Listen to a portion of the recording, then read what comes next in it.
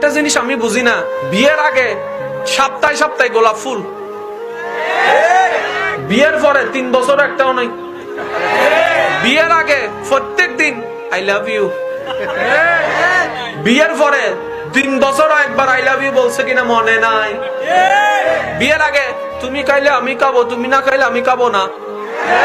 বিয়ের পরে তুই খাইলে খা, না খাইলে নাই।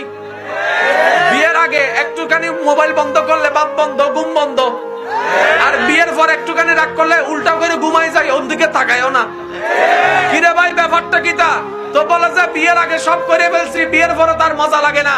সেজন্য ইসলাম জানে মানুষের চাহিদা কেমন পরিবর্তনশীল। ইসলাম বলে সুখের যদি জীবন চাও, বিবাহের আগে সম্পর্ক করিও না। সমস্ত চাওয়া জমায় রাখো, সমস্ত আশা জমায় রাখো, সমস্ত স্বপ্ন জমায় রাখো, যেন বিবাহের পরে তোমার বিরক্ত না লাগে। বিবাহ করবা, সমস্ত স্বপ্ন পূরণ করবা।